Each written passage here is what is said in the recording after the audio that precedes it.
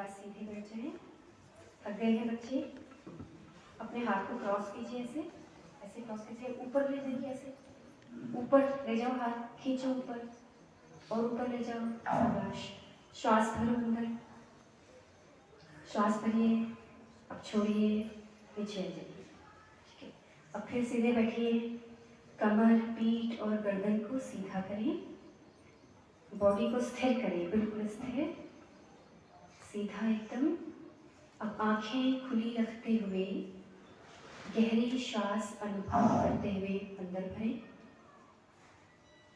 अनुभव करते हुए छोड़ें, पूरा ध्यान श्वास पर। फिर भीतर भरें, छोड़ें, फिर अंदर भरें, छोड़ें। नेत्रों को बंद कर लें, एक बार ओम का उच्चारण करेंगे, गहरा श्वास भरें। अब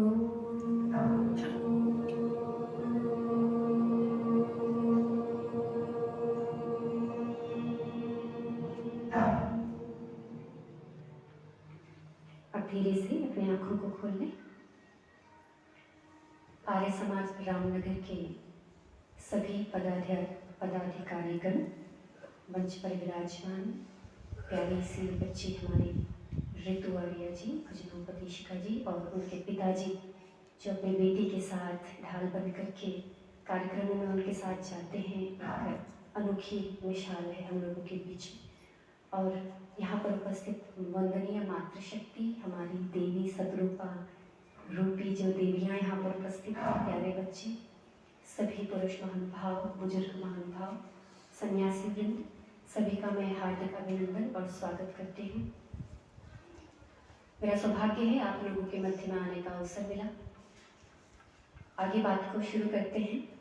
हमारे बीच में प्यारे बच्चे हैं। कौन से स्कूल से हैं आप लोग? संस्कार भारती हाई स्कूल।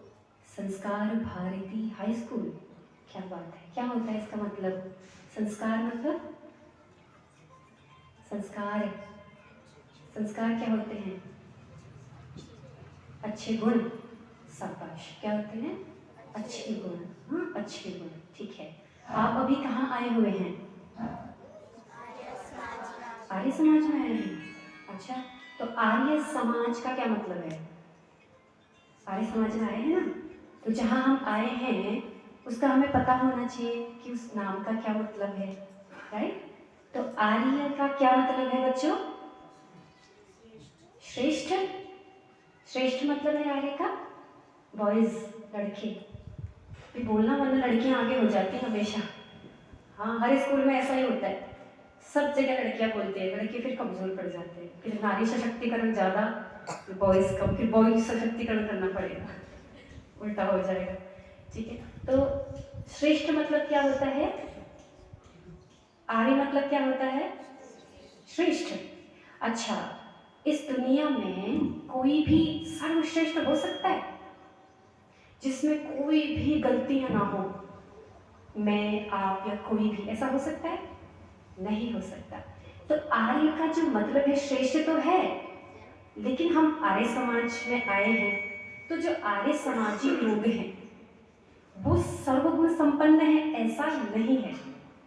यानी आर्य समाजी लोग सर्वगुण संपन्न है, ऐसा नहीं है। मैं आप लोगों के सामने बोल रही हूँ, मैं भी सर्वगुण संपन्न हूँ, ऐसा नहीं है। क्योंकि संसार में कोई भी पूरा पूरा गुण को धारण किए हुए नहीं है। श्री रामचंद्र जी के जीवन में भी कुछ था, वो हमारे महापुरुष थे ना, है ना? तो आर्य का मतलब एक तो श्रेष्ठ है, ये अच्छी बात है, आपको पता है। तो आप जहाँ आए हैं वहाँ का आपको पता होना चाहिए ना कि ये कैसा समाज है। ये अगर आर्य समाज को आप लोग पहले जानते थे क्या? जानते हैं थोड़ा बहुत? कितने लोग जानते हैं बच्चों में से? हाथ खड़ा करें। नहीं जानते? नहीं जानते? तो आर्य समाज की स्थापना महर्षि दयानंद सरस्वती जी ने की। किसने की? महर्षि दयानंद सरस्वती जी। ये समाज सुधारक थे ना, उन्होंने एक स्लोगन भी दिया, वेदों की ओर लौटो, ऐसा दिया ना नारा। क्या दिया उन्होंने? वेदों की ओर लौटो। ठीक है, तो उन्होंने एक समाज बनाया जिसका नाम रखा आर्य समाज। अब ये आर्य मतलब श्रेष्ठ है क्या? आर्य का मतलब है, एक मतलब और है, वो है प्रगतिशील। क्या है? क्या है? अब प्रगतिशील क्या होता है? प्रगतिशील भी तो पहेली बन गई, इसको भी समझाना पड़ेगा। प्रगतिशील का तात्पर्य है बच्चों, अपने जीवन में जो बच्चा, जो व्यक्ति रोज सुधरना चाहता है। क्या करना चाहता है? रोज सुधरना चाहता है। रोज सुधरना चाहता है, वो आर्य है। वो क्या है? आर्य। जो एक गलती को बार बार नहीं करता, जो एक गलती को बार बार नहीं करता। आज किसी बच्चे ने को थप्पड़ मार दिया जोर से, ठीक है, अब कल भी मार देगा तो फिर वो आर्य बनने की प्रक्रिया में नहीं है, फिर वो क्या कर रहा है? अनार्य बन रहा है। क्या बन रहा है? अनार्य। अब वो श्रेष्ठ बनने की ओर नहीं जा रहा है। समझ रहे हैं आप लोग? तो जीवन में हर व्यक्ति श्रेष्ठ है, पर हर वो व्यक्ति जो रोज सुधरना चाहता है, जो रोज सुधरना चाहता है। अच्छा, आप लोग एग्जाम में, आपके यूटी होते हैं, टेस्ट होते हैं ना, आज आप 20 में से 10 नंबर लाए। 20 में से कितने लाए? 10 नंबर लाए। अब अगली बार अगर 20 में से आप 5 नंबर ला रहे हैं तो ये अच्छी बात है कि बुरी बात है? हमारा प्रोग्रेस ऊपर होना चाहिए कि डाउन होना चाहिए? ऊपर होना चाहिए ना। तो आर्य शब्द हमें क्या बताता है? वी शुड, हमें आगे क्या जाना चाहिए, हमेशा क्या जाना चाहिए? पीछे आएंगे। आप अभी कौन सी क्लास में चली गई हैं? 8th में चली गई हैं? 8th में गई है ना। अगर आपको मैं 7th में रख दूं तो कैसा लगेगा आपको? अच्छा लगेगा। अगर हम अपने जीवन में गलतियों को बार बार दोहरा रहे हैं तो इट मीन्स हम 8th क्लास से कौन सी क्लास में आ रहे हैं? 7th में आ रहे हैं। तो क्या अच्छी बात है? नो। तो हमें रोज आगे बढ़ना है, आगे बढ़ना है। आज गलती हो गई तो कोई बात नहीं, गलती तो हो ही जाती है। गलती किससे होती है? इंसानों से। गलती किससे होती है? इंसानों से। और हम इंसान है कि नहीं है? हम इंसान है ना, तो गलती होना स्वाभाविक है। और इंसान किससे सीखता है? गलतियों से। इंसान किससे सीखता है? गलतियों से। एक बच्चा कभी फेल नहीं होगा। सपोज एक बच्चा कभी फेल नहीं होगा, एक दिन फेल हो गया, उसको सहन करने में तकलीफ होगी कि नहीं होगी? होगी ना। पर एक बच्चा कम नंबर आते हैं, ज्यादा नंबर आते हैं, कम नंबर आते हैं, ज्यादा नंबर आते हैं, वो बैलेंस है। क्या है वो?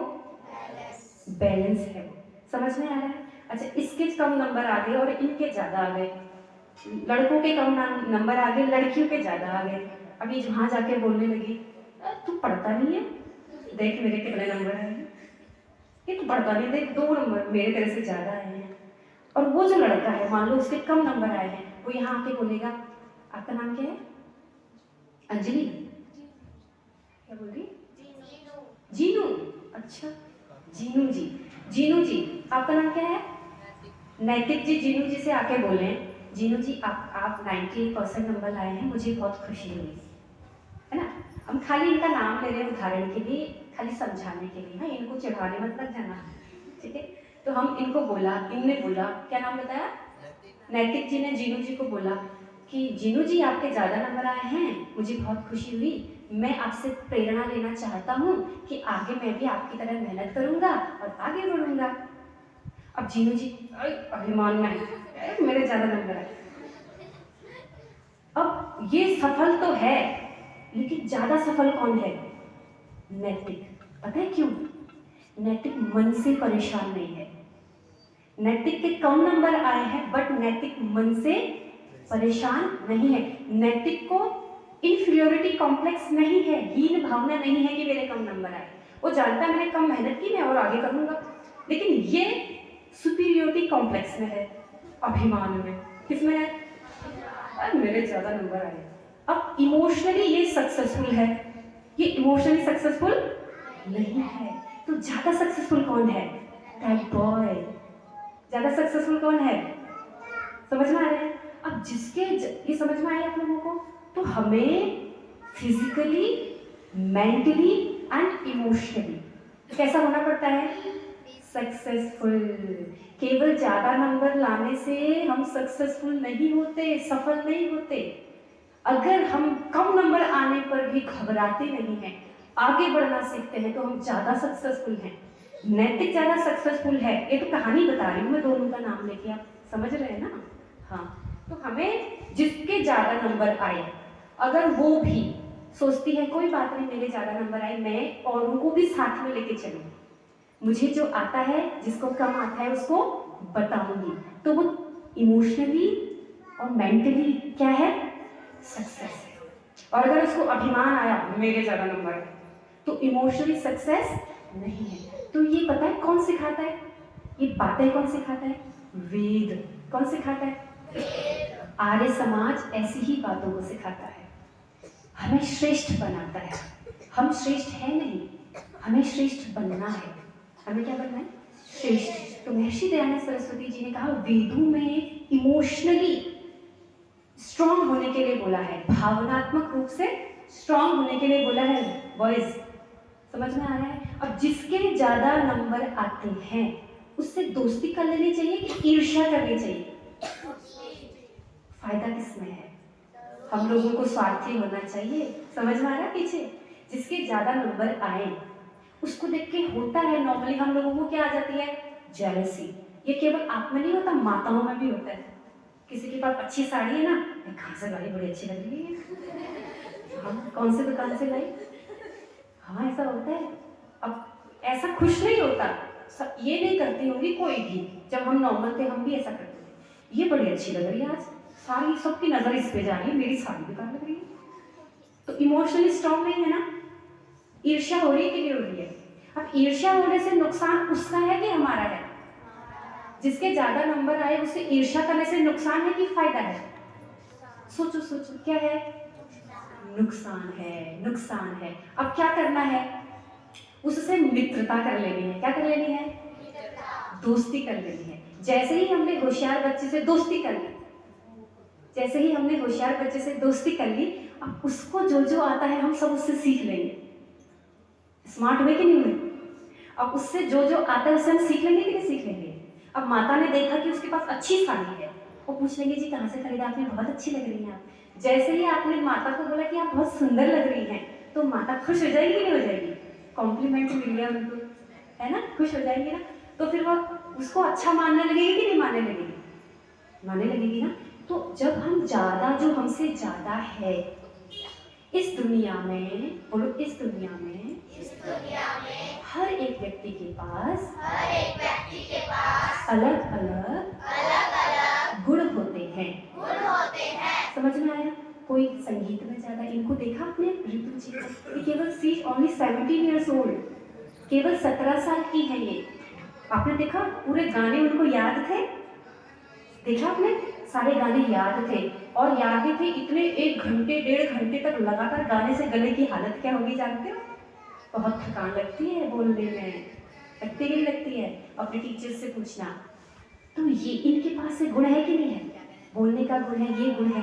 तो अब इसका मतलब ये थोड़ी है कि आप छोटे हो, इसके पास, इनको मैथमेटिक्स अच्छे से आती है, इनको हिंदी अच्छे से आती है, तो मैथमेटिक्स में तेज है और ये हिंदी में तेज है, तो दोनों में कोई अंतर नहीं है।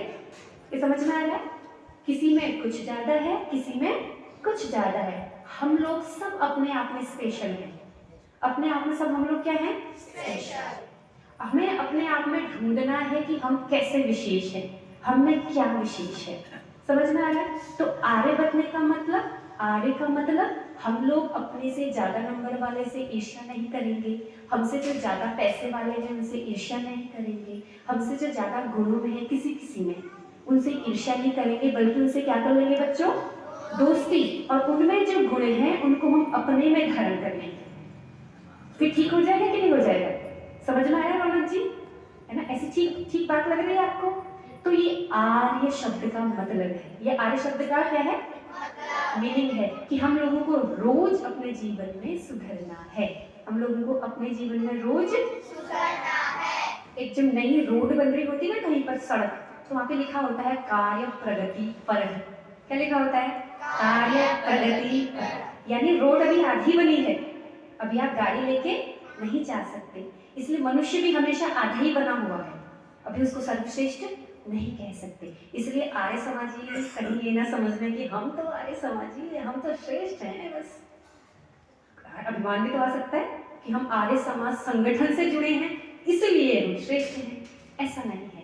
ठीक है, वो भी सुधर रहे हैं जो आर्य समाज संगठन मात्र से नहीं जुड़े हैं। जो लोग सुधरना चाहते हैं वो भी किस श्रेणी में आएंगे? श्रेष्ठ की श्रेणी में आएंगे। आपको समझ में आया महर्षि दयानंद ने आर्य समाज क्यों बनाया? हमें अच्छा इंसान बनाने के लिए। हमें क्या करने के लिए? अच्छा इंसान बनाने के लिए। समझ में आई ये बात आपको? ठीक है, अब अभी दीदी आपको ईश्वर भक्ति सुना रही थी ना। कितने लोग ईश्वर पे विश्वास करते हैं? हाथ खड़ा करें। अब जो जो बातें मैंने बोली कल मैं पूछूंगी आपसे, परीक्षा होगी। सब लोग विश्वास करते हैं? कुछ नहीं करते? अच्छा, कुछ ऐसे हाथ नीचे कर रहे हैं, उनको डाउट है भी कि है कि नहीं है, पता नहीं ईश्वर। अच्छा ओके, बाकी पीछे कोई नहीं विश्वास करते, वो सब बिना हाथ खड़े हैं। ठीक है, हेड्स डाउन, हाथ नीचे करें। तो अच्छा, ईश्वर तो है, ये तो पक्की बात है ना, ईश्वर है। अब ये बताओ कहाँ रहता है? बच्चे बताओ कहाँ रहता है?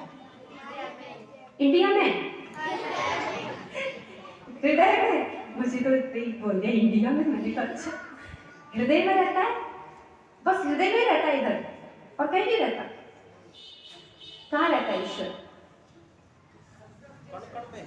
सब जगह रहता है। बोलो, ईश्वर सब जगह रहता है और हमारे मन में भी रहता है। ये पता चल गया। अब प्रश्न, अगर ईश्वर सब जगह रहता है तो क्या ईश्वर मूर्ति में रहता है? प्रश्न, जवाब दो। अगर आपने कहा ईश्वर सब जगह रहता है, कण कण में रहता है, हमारे मन में भी रहता है, राइट? सब जगह तो मन में भी रहता है। तो अब बताओ ईश्वर मूर्ति में रहता है कि नहीं रहता है? अगर सब जगह रहता है तो क्या मूर्ति में रहता है? कितने लोग हैं रहता है वाले? हाथ खड़ा करें। अच्छा हो दादाजी, बाकी को डाउट है? अच्छा ठीक है, आपको नहीं लगता मूर्ति में रहता है? मूर्ति में ईश्वर सब जगह रहता है, तो क्या मूर्ति में रहता है? हाँ, आपका नाम क्या है? ईशु जी, बताइए। ईशु आपका नाम है, ईश्वर है। बताइए, मूर्ति में रहता है भगवान? क्यों? अच्छा, तो अगर ईश्वर सब जगह रहता है, ठीक है, यानी जितना भी ब्रह्मांड दिख रहा है हमारे मन में, एवरीवेयर ईश्वर रहता है, ओमनी प्रेजेंट है, सर्वव्यापक है। क्या है ईश्वर? सर्वव्यापक। बोले सर्वव्यापक अर्थात सब जगह रहने वाला। सब जगह मतलब अब कुछ भी नहीं छूटा, सब जगह। तो मूर्ति में रहता है तो इसमें रहता है कि नहीं रहता है? माइक में। अब आपने कहा मूर्ति में रहता है क्योंकि सब जगह रहता है, तो माइक में ईश्वर है कि नहीं है? ईश्वर जी माइक में नहीं है, कौन मना कर रहे हैं? है। माइक में है। अगर मूर्ति में है तो माइक में है? है। कितने लोग मान रहे हैं? अब ऐसा क्यों बोला? हाँ, वो बच्चे, आपका नाम क्या है बेटा? खड़े हो जाइए मोहित जी। मूर्ति में है, इसमें क्यों है? वेरी गुड, ताली बजाओ उनके लिए। अब अगर मूर्ति में है, हम अब आप क्लासिफिकेशन करें। इस संसार में एक लिविंग थिंग और एक non living thing. Getting my point? एक लिविंग थिंग और एक नॉन लिविंग। तो लिविंग थिंग में तो है, हमारे अंदर है। नॉन लिविंग थिंग यानी निर्जीव वस्तु। मूर्ति भी निर्जीव है, तो ये भी क्या है? तो इसमें भी तो रहता है, मूर्ति में भी रहता है, इसमें भी रहता है, इसमें भी रहता है, मोबाइल में भी रहता है, बालों में भी रहता है, फिर तो सब जगह रहता है। यस, फिर सब जगह रहता है। अब प्रश्न है, अब मूर्ति में रहता है तो लोग मूर्ति पूजा करते हैं ना? दिस इज वेरी गुड, मूर्ति पूजा करते हैं, ठीक है। अब ये बताओ, भगवान हमारे अंदर भी रहता है। अब ये बताओ, आप कहाँ रहते हो? आप कहाँ रहते हो? घर में कहाँ रहते हो? कमरे में। कमरे में कहाँ रहते हो? बेड पे। बेड पे कहाँ रहते हो? आप आँख हो? आप आँख हो? आँख, नाक हो, कान हो, हाथ हो, पैर हो, आप क्या हो? इंसान। तो इंसान इस चीजों से तो बना है। आप अंदर रहते हो कि बाहर रहते हो? आप अपने शरीर, ये आपका शरीर है, ये आपका शरीर है? शरीर है कि कुछ और है? शरीर ही है ना, तो ऐसे संशय में क्यों पड़ गए? शरीर ही है ना। तो शरीर के अंदर आप रहते हैं कि बाहर रहते हैं? अंदर रहते हो। आप अपने शरीर के कहाँ रहते हो बच्चों? अंदर। अब मुझे बताओ, हमने बोला कि माइक में भी ईश्वर है और मूर्ति में भी है, हम कहाँ रहते हैं? बोलो। शरीर के अंदर। शरीर के अंदर। पहले क्लियर होना चाहिए, नहीं तो मेरे सर पे खोलोगे दूसरा प्रश्न। शरीर के कहाँ रहते हो? अंदर। अंदर रहते हो। अब जो मूर्ति के सामने बैठा है, अब मूर्ति में भी भगवान है, हम नहीं मना कर रहे। मूर्ति में भी क्या है? ईश्वर हैं, हम नहीं मना कर रहे। माइक में भी हैं, हम नहीं मना कर रहे, हम कभी नहीं मना करते। हम नहीं मना करते ईश्वर मूर्ति में नहीं है, पर हम अंदर रहते हैं। ध्यान से सुनना, हम कहाँ रहते हैं? बोलो। अंदर। अंदर रहते हैं। अब हम अंदर रहते हैं तो अब मूर्ति के सामने हमें भगवान से, ईश्वर से मिलने के लिए कहाँ आना पड़ेगा? कहाँ आना पड़ेगा? बाहर आना पड़ेगा। समझ में आ रहा है? अब हमें ईश्वर से मिलने के लिए कहाँ आना पड़ेगा? क्या हम अपने शरीर से बाहर आ सकते हैं? अगर आ गए तो ऊपर, अगर आ गए तो फिर भगवान से नहीं मिलना, फिर तो अगला जीवन हो जाएगा। फिर पैदा हो, वॉशरूम जाओ, स्कूल जाओ, ABCD पढ़ो, फिर दोबारा शुरू हो जाएगा। हाँ, तो अब ईश्वर मूर्ति में रहता है, अंदर भी रहता है। अब मिलना आसान, मूर्ति में जाकर मिलना आसान है या अंदर मिलना आसान है? मैं नहीं बोल रही, आप बोल रहे हो, फिर मेरी मत बोलना, मैंने बोला। अंदर मिलना आसान है कि बाहर मिलना आसान है? बाहर तो हम निकल नहीं सकते। बाहर हम, बोलो, बाहर हम निकल जाएंगे तो मर जाएंगे। मर जाएंगे कि नहीं मर जाएंगे? शरीर से आत्मा चली जाती तो मर जाते हैं। तो अब मूर्ति में जाकर के ईश्वर से तो मिल नहीं सकते। अब रास्ता क्या बचा? अंदर ही मिलना पड़ेगा, क्योंकि वो तो अंदर भी बैठा हुआ है, बाहर भी है पर अंदर भी बैठा हुआ है। क्योंकि ये वेदांत दर्शन में आता है। कहाँ आता है? अब मैं आपको शास्त्रीय भाषा में तो टिपिकल नहीं समझाऊंगी, मैं तो आपको आपकी भाषा में समझाऊंगी, क्योंकि आप छोटे बच्चे हो। ठीक है, तो अंदर रहता है। अब जब अंदर रहता है तो हम भी कहाँ रहते हैं बच्चों? अंदर रहते हैं। जैसे ही हम मूर्ति के सामने भी बैठेंगे तो हम क्या कर लेते हैं? तो मतलब हम कहाँ जा रहे हैं? इंटरनल जा रहे हैं, हम अंदर जा रहे हैं। हम यानी हम ईश्वर से कहाँ मिलना चाह रहे हैं? क्योंकि हमारी सामर्थ्य ईश्वर से बाहर आके मिलने की नहीं है, नहीं है। अब मेरी बात ध्यान से सुनो। क्या आर्य समाज, अब जो आर्य समाजी हैं, अब उनसे पूछते हैं, अभी तो बच्चे हैं प्यारे से, क्या आर्य समाज मूर्ति पूजा का खंडन, इस बात को सुन करके बताइए, क्या आर्य समाज मूर्ति पूजा का खंडन करता है? अब बताइए, क्या आर्य समाज मूर्ति पूजा का खंडन करता है? चुप हो गए? बदनाम है आर्य समाज, ध्यान रखना है हमको इस बात का कि आर्य समाजी मूर्ति पूजा को नहीं मानते। हम मानते हैं मूर्ति पूजा को। कैसे मानते हैं वो बताओ। पहले तो समझ में आ गया भगवान कहाँ है और हम कहाँ मिल सकते हैं, राइट? अब प्रश्न है कि क्या आर्य समाज मूर्ति पूजा का खंडन करता है? खंडन मतलब क्या है? बोलो। खंडन मतलब तोड़ देना। क्या हम ऐसे श्री कृष्ण की, श्री राम की, वो तो हमारे महापुरुष थे, हनुमान जी, दुर्गा माता, शक्ति स्वरूपा, स्त्री का स्वरूप है, क्या हम उसके हाथ पांव तोड़ते देखे गए कभी? क्या हमने कभी किसी के हाथ पांव मूर्ति के तोड़े?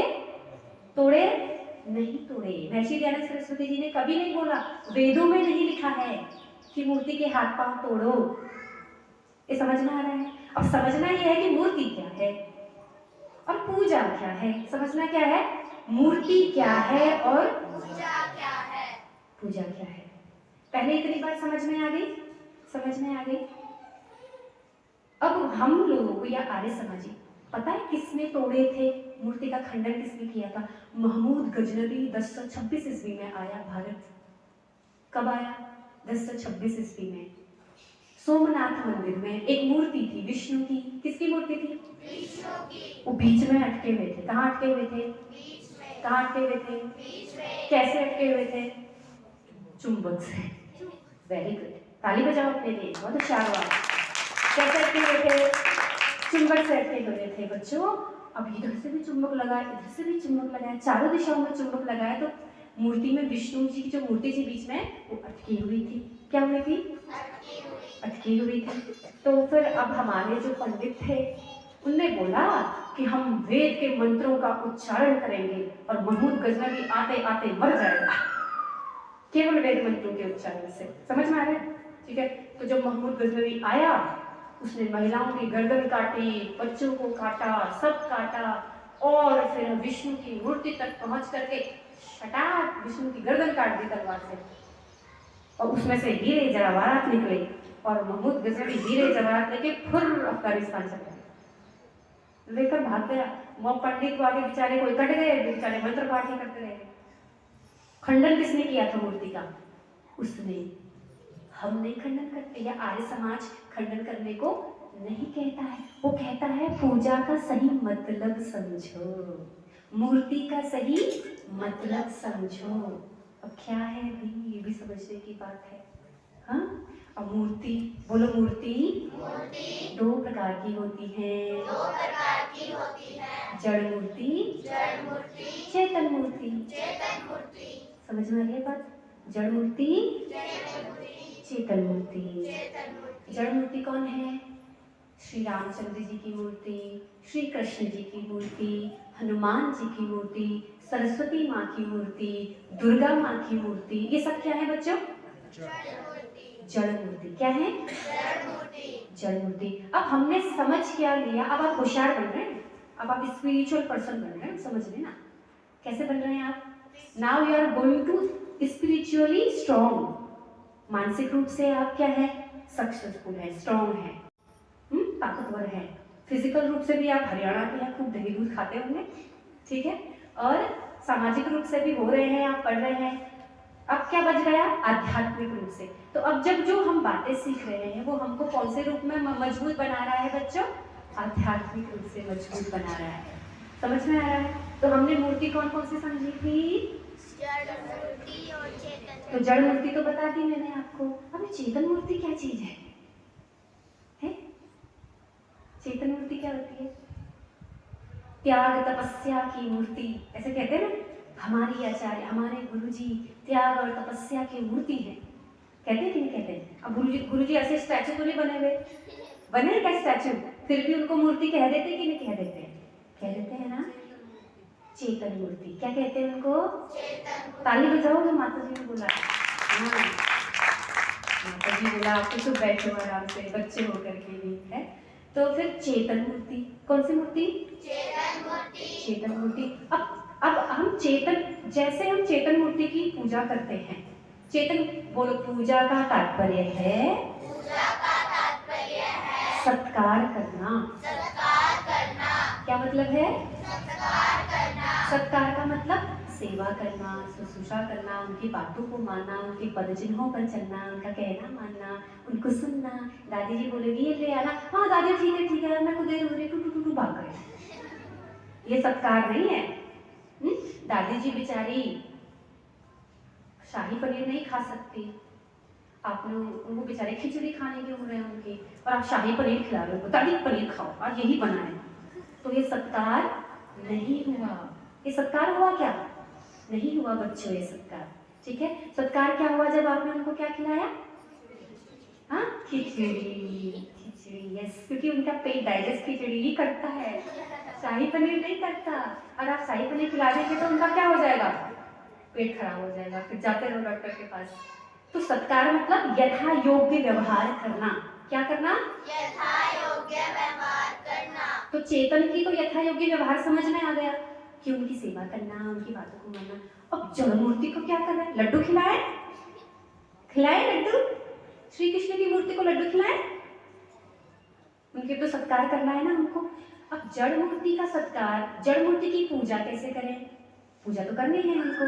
श्री कृष्ण की मूर्ति को लेकर के श्री कृष्ण ने अपने जीवन में जो अच्छी, सब अच्छा ही किया उन्होंने, जो अच्छा किया उसको अपने जीवन में धारण करना। श्री कृष्ण ने जो अच्छा किया, जो अच्छा किया उसको अपने जीवन में धारण करना। अभी उन्होंने जो अच्छा किया वो हमें पता कैसे चलेगा भाई? उनकी जीवनी को पढ़कर, उनकी जीवनी को मूर्ति पूजा जरूर करनी है, लेकिन सही तरीके से। श्री कृष्ण की मूर्ति रखिए, उसके सामने उसको साफ सुथरा बनाइए, एक अच्छे स्थान पे रखिए, फिर उसके नीचे उनकी जीवनी रखिए, उसकी जीवनी को रोज एक पन्ना पढ़िए, तो क्या हो जाएगी श्री कृष्ण की पूजा। क्या हो जाएगी? पूजा। ये समझ में आई बात? तो आर्य समाज मूर्ति पूजा का खंडन, आर्य समाज गलत मूर्ति पूजा का खंडन करता है। आर्य समाज यानी वेदों का सिद्धांत जो है, वैदिक सिद्धांत जो है, वेद से संबंधित, वेद को बताने वाला जो सिद्धांत है बच्चों, वो सिद्धांत मूर्ति पूजा का खंडन नहीं करता है। आर्य समाज गलत मूर्ति पूजा का खंडन करता है, क्योंकि ईश्वर जड़ और चेतन दोनों में रहता है। अगर वो मूर्ति में रहता है तो वो माइक में भी रहता है, वो मोबाइल में भी रहता है, वो बालू में भी रहता है, वो सब जगह रहता है, पेड़ में भी रहता है, तो फिर हमको सबकी पूजा करनी चाहिए, और मन में भी रहता है। तो हमारे लिए सबसे आसान ईश्वर को जानना कहाँ है? कहाँ है? अपने मन में। यद्यपि वो ऐसे भी जानना चाहता है, लेकिन मिलेगा कहाँ? क्योंकि हम कहाँ रहते हैं? तो आर्य समाज गलत मूर्ति पूजा का खंडन करता है, आर्य समाज सही मूर्ति पूजा का खंडन नहीं करता है। आर्य समाज जड़ मूर्ति, चेतन मूर्ति की सही सही उपयोगिता बताता है। आर्य समाज श्रेष्ठ बनने की प्रक्रिया को बताता है। हर व्यक्ति श्रेष्ठ बनने की ओर अग्रसर है। कैसे है हर व्यक्ति? श्रेष्ठ बनने की ओर अग्रसर है। ठीक है, तो हर कोई संसार में कोई भी व्यक्ति सर्वगुण संपन्न नहीं हो सकता, उसमें कोई ना कोई कमी रहती है। इसलिए आर्य होने का मतलब, जो आर्य अपने पीछे नाम के लिए, मेरे नाम के आगे आर्याशा है, आर्यों की आशा, ऐसे नाम है मेरा। अब ये मतलब नहीं है कि मैं श्रेष्ठ हूँ, नहीं हूँ मैं श्रेष्ठ, बहुत कमियां हैं मेरे अंदर, बहुत कमियां हैं मेरे अंदर, लेकिन मैं उनको रोज क्या करना चाहती हूँ? सुधारना चाहती हूँ, और साथ में आप लोगों को भी साथ में लेकर चलना चाहती हूँ। इसलिए मैं अपने आप को आर्य कह सकती हूँ, मैं अपने आप को श्रेष्ठ कह सकती हूँ। ये समझ में आया बच्चों को? अब कल मैं आपसे सारा पूछूंगी, मैंने केवल आप लोगों को फोकस किया है। मुझे पता है पीछे जो बैठे हैं वो हजारों विद्वानों को सुन चुके हैं, तो सुन सुन के पक गए वो। हाँ, और जो आप बच्चे हैं वो हमारे क्रीम हैं, हमारे भविष्य के तारा हैं, देश को बनाने वाले हैं, वेदों के सिद्धांतों को आगे बढ़ाने वाले हैं। हम बोलो बच्चे बच्चे, बच्चे बच्चे, सबसे सच्चे, सबसे सच्चे, सबसे अच्छे। सबसे अच्छे। बच्चों को जो कुछ भी बताते हैं बच्चे बड़े अच्छे से स्वीकार करते हैं। बड़े नहीं स्वीकार करते, बड़े कहते हैं देखूंगी, पता नहीं ठीक कह रही है कि नहीं कह रही है, दूसरे से पूछूंगी, तीसरे से पूछूंगा, चौथे से पूछूंगा, अरे मैंने सबको सुना है, ये पता नहीं क्या बोल रही है। छोटे कहते नहीं, मुझे दीदी आई है, वो ठीक बात कर रही है, लॉजिक लगाते हैं अपना। क्या लगाते हैं? तो अभी जो हमने बातें की बच्चों, वो लॉजिकली ठीक बैठ रही कि नहीं बैठ रही? लॉजिकली बैठ रही है? अब डाउट में हो? आपके मन में कोई प्रश्न है इस विषय में? नहीं? सेटिस्फाई, संतुष्ट हो गए? तो बोलो ईश्वर कहाँ रहता है? अरे भैया, केवल मन में? कण में, सब जगह। कहाँ? सब जगह। आप सब जगह बोलेंगे तो ज्यादा आसान रहेगा। ईश्वर कहाँ रहता है? सब जगह। और मन में भी। सब जगह का मतलब मन भी आ गया उसमें। सब जगह मतलब मन भी आ गया। वैसे आत्मा में रहता है, पर अभी हम मन कह रहे हैं, अंदर बोलते, अंदर भी रहता है। ठीक है, अभी आपको आत्मा वाली बात समझ में नहीं आएगी, वो कभी बड़े होके मिलना फिर समझाऊंगी आपको। ठीक है, ठीक है। तो आत्मा, सॉरी, ईश्वर सब जगह रहता है, और हमारे लिए मिलना कहाँ आसान है? और आर्य समाज गलत मूर्ति पूजा का खंडन करता है, सही मूर्ति पूजा का खंडन नहीं करता है। आज आप सुनेंगे तो लोग कहेंगे आर्य समाजी नास्तिक हैं, मूर्ति में भगवान को नहीं मानते। हमने कहा ही नहीं, महर्षि दयानंद ने कहा ही नहीं, वेदों ने कहा ही नहीं हम मूर्ति को नहीं मानते, हम मूर्ति पूजा का खंडन करते हैं। हम कहते हैं वेदों का सिद्धांत है गलत मूर्ति पूजा मत करो, अंधविश्वास में मत पड़ो, मेहनत करो। क्या करो? मेहनत करो। अब जो बातें मैंने आज कही हैं उनको याद रखिएगा, नोट करिएगा डायरी में। किसमें नोट करिएगा? डायरी में नोट करिएगा। ठीक है, तो आज यहीं पे रखते हैं, नहीं तो ज़्यादा हो जाएगा, फिर डाइजेस्ट नहीं होगी। केवल खाना डाइजेस्ट नहीं होता ऐसा नहीं है, बातें भी डाइजेस्ट नहीं होती हैं, वो भी पचानी पड़ती हैं। ठीक है, अभी आपको जो बातें आपने सुन ली हैं उसका क्या करना है, अब आपको चिंतन। क्या करना है? बोलो सत्यनारायण महाराज की जय। ऐसे सुन के नहीं जाना है, समझ में आ रहा है? जो मैंने बोला है उसको नहीं मानना आपको। अभी जो मैंने बोला है उसको अपने दिमाग से आपने पहले तोड़ना है कि क्या दीदी ठीक कह रही थी। समझ में आ रहा है? क्या ठीक कह रही थी, वो क्यों ठीक कह रही थी। फिर आपको अपना दिमाग लगाना है। ठीक है, फिर आपके मन में प्रश्न भी आएंगे, फिर कल आपको प्रश्न भी करने हैं। कल आओगे कि नहीं आओगे? मुझसे मिलने आओगे? इनसे मिलने आओगे? इनका भजन भी सुनना है आपको, शाम को भी आओगे? कोशिश करना। ठीक है, लेकिन ये जो बातें हैं इसको हम कंटिन्यू कल की ही सुबह करेंगे, क्योंकि सब कल आप आएंगे। ठीक है रौनक जी, गुस्सा तो नहीं हो रहा मुझसे? पक्की पक्की बात? ठीक है, तो समझ में आ गई इतनी चीजें? ठीक है, चलो अच्छी बात है। अब सीधे बैठो, सीधे बैठो। अब मैं बताऊंगी मैंने आपको सीधे क्यों बिठाया, आंखें बंद क्यों कराई, श्वास क्यों भरवाया, ये भी मैं आपको सब बताऊंगी। एक चीज ध्यान रखना, आपके जीवन में या मेरे जीवन में जो कुछ भी क्रियाएं हम करते हैं उन सब का पता होना चाहिए हमें, हम क्यों कर रहे हैं, हम क्यों कर रहे हैं। सीधा क्यों बिठा दिया, सीधे क्यों करा दिया, आंख बंद क्यों ओम का उच्चारण करा दिया, ये सब प्रश्न मन में आने चाहिए। जो बच्चे सबसे ज्यादा प्रश्न करते हैं वो बच्चा सबसे आगे जाता है। प्रश्नानंद जो होता है वो सबसे आगे जाता है। टीचर का दिमाग खा लो, सर ये क्यों, वो क्यों, ये क्यों, वो क्यों। टीचर कहेगा अब तो मेरे को भी पढ़ना पड़ेगा भैया, अब तो मेरे को मेहनत करके आगे पढ़ेगी, ये बच्चे को अब जान खा रहे। तो तब क्या होगी, एजुकेशन बहुत अच्छी हो जाएगी। समझ में आ रही है?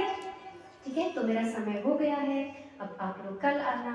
आप लोगों के पास समय तो है नहीं, इसलिए कल आना, तो कल फिर बात करेंगे। ठीक है, अब एक बार ओम करेंगे, 3 बार शांति। अब मैंने ओम कहा, 3 बार शांति कहा, ये भी आपके मन में प्रश्न आना चाहिए, क्यों करें, क्यों करें। नहीं करता मैं, जब तक अर्थ नहीं बताओगे नहीं करूँगा मैं। ठन ठन गोपाल नहीं होना मेरे को, सत्यनारायण की जय नहीं करनी मेरे को, पूछना है मैंने ये क्यों किया। Got it? समझ में आया? कौन सी क्लास तक के हैं आप लोग? अप टू 8th क्लास है आपका स्कूल, है ना? तो 12th तक है, तो वो क्यों नहीं आए बड़े बच्चे? हाँ, बड़े नहीं आए, आपने उनको लड़ाई खटोड़ी करके रोक तो नहीं दिया? चलो कोई बात नहीं, सीधे बैठिए। बहुत ध्यान से सुना आप लोगों ने, आपका बहुत बहुत धन्यवाद। बातों को चिंतन करिएगा, समझिएगा। अब एकदम गहरा श्वास भरिए, छोड़िए, आंखें बंद कीजिए, एक बार ओम, 3 बार शांति।